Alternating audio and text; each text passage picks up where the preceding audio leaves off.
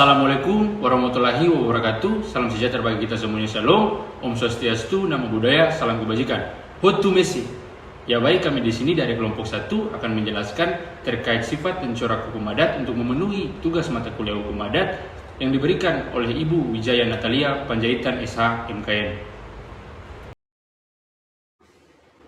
Ya baik, perkenalkan nama saya Samuel Willy Kristuto Uzula, NIM 2021211749. Di sini saya akan menjelaskan terkait sifat dan corak hukum adat pada bagian pertama dan juga bagian kedua.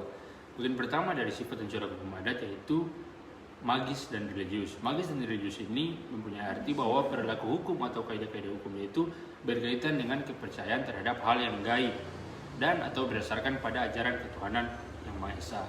Contohnya di daerah Cepu, Jawa Tengah, adanya budaya Manganan. Budaya Manganan ini diselenggarakan setelah sawah yang mereka garap itu menghasilkan padi-padi yang berkualitas, atau dapat dikatakan mereka menggelar Manganan setelah panen padi mereka itu berhasil. Mereka percaya apabila tidak membawa hasil bumi ke keramat, maka tanah atau sawah yang mereka garap itu tidak akan subur, dan bagi petani yang menggarap sawah, maka sawah mereka akan selalu gagal panen. Dan bagi masyarakat yang bekerja di bidang lain, rezeki yang diperoleh akan sedikit. Masyarakat di sana mempercayai Allah, namun mereka juga mempercayai adanya hal-hal magis atau gaib yang berasal dari keramat. Bagian kedua yaitu komunal. Hukum adat di sini mempunyai corak yang bersifat kebersamaan atau komunal. Artinya, ia lebih mengutamakan kepentingan bersama, di mana kepentingan pribadi itu diliputi oleh kepentingan bersama. Satu untuk semua dan semua untuk satu. Hubungan hukum antara anggota masyarakat yang satu dan yang lain juga didasarkan oleh rasa kebersamaan, kekeluargaan, tolong-menolong, dan gotong royong. Contohnya, hingga sekarang kita masih dapat melihat adanya rumah gadang, tanah Minangkabau yang merupakan tanah pusaka dan tidak terbagi-bagi secara individual, melainkan menjadi milik bersama untuk kepentingan bersama. Perkenalkan, nama saya Dewi Puspajaran dengan NIM 20222176. Sekarang saya akan menjelaskan bagian yang ketiga dan keempat dari sifat dan corak hukum adat. Bagian yang ketiga ialah konkret dan visual. Corak hukum adat adalah konkret, artinya jelas, nyata, dan berwujud. Sedangkan visual artinya dapat dilihat, tampak terbuka, dan tidak tersembunyi. Jadi sifat hubungan hukum yang berlaku dalam hukum adat itu ialah terang dan tunai. Tidak samar-samar, disaksikan dan diketahui, dilihat serta didengar orang lain dan nampak terjadi serah terimanya. Contohnya dalam jual beli jatuh bersama waktunya antara pembayaran harga dan penyerahan barangnya. Artinya jika barang diterima pembeli tetapi harga belum dibayar, maka itu bukan jual beli tetapi itu adalah hutang piutang. Bagian yang keempat ialah kontan. Biasanya pemindahan atau peralihan hak dan kewajiban suatu transaksi pada masyarakat Indonesia terjadi dengan cara tunai, yaitu prestasi dan kontraprestasi dilakukan sekaligus bersama-sama pada satu waktu. Dengan kata lain, peristiwa penyerahan dan penerimaan harus secara serentak. Hal ini dimaksudkan agar menjaga keseimbangan di dalam pergaulan masyarakat. Contohnya, pemberian panjar dalam jual beli merupakan penegasan terhadap kehendak pembelian yang dalam waktu dekat akan dilakukan. Perkenalkan, nama saya Siti Rahma Yulianti Renfrian dengan NIM 2021218583. Saya akan menjelaskan materi kelima dan keenam dari sifat dan corak hukum adat, yaitu kelima, tradisional. Hukum adat pada umumnya bercorak tradisional, artinya bersifat turun-temurun dari zaman nenek moyang sampai ke anak cucu, yang dimana sekarang pun masih tetap berlaku dan dipertahankan oleh masyarakat yang bersangkutan. Contohnya di Lampung dalam hukum kewarisan berlaku sistem mayoritas lelaki, artinya anak lelaki tertua menguasai seluruh harta peninggalan dengan kewajiban mengurus adik-adiknya hingga dewasa dan mandiri. Kemudian harta peninggalan itu tetap atau tidak dibagi-bagi karena merupakan milik keluarga bersama. Yang keenam, terbuka dan sederhana. Dalam corak hukum adat, terbuka artinya dapat menerima masuknya unsur-unsur yang datang dari luar asalkan tidak bertentangan dengan jiwa hukum adat itu sendiri.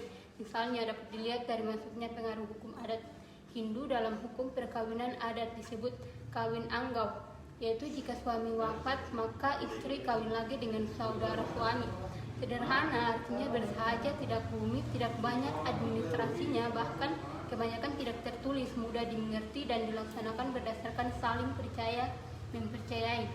Dapat dilihat dari terjadinya transaksi yang berlaku tanpa surat menyurat, misalnya dalam perjanjian bagi hasil antara pemilik tanah dan penggarap. Cukup adanya kesepakatan dua pihak secara lisan tanpa surat menyurat dan kesaksian kepala desa. Perkenalkan, nama saya Disya Mawardi, NIM 2021215565. Di sini saya akan menjelaskan bagian ke-7 dari sifat dan corak hukum adat, yaitu dapat berubah dan menyesuaikan diri. Hukum adat itu dapat berubah menurut keadaan, waktu, dan tempat.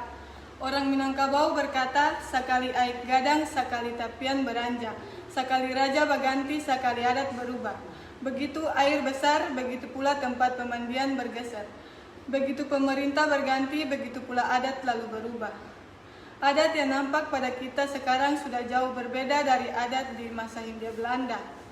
Begitu pula apa yang dikatakan di atas, kebanyakan transaksi tidak dibuat dengan bukti tertulis, namun sekarang dikarenakan kemajuan pendidikan dan banyaknya penipuan yang terjadi dalam masyarakat, maka sudah banyak pula setiap transaksi itu dibuat dengan surat menyurat, walaupun di bawah tangan dan tidak atau belum di muka notaris.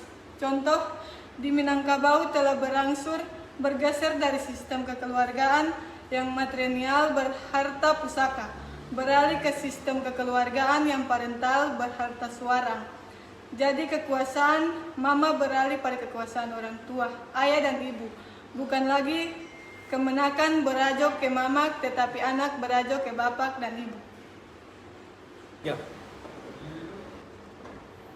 Perkenalkan, nama saya Alexander Tomio, NIM 2021215562. Saya akan menjelaskan bagian ke-8 dari sifat dan corak hukum adat, yaitu tertulis dan tidak tertulis.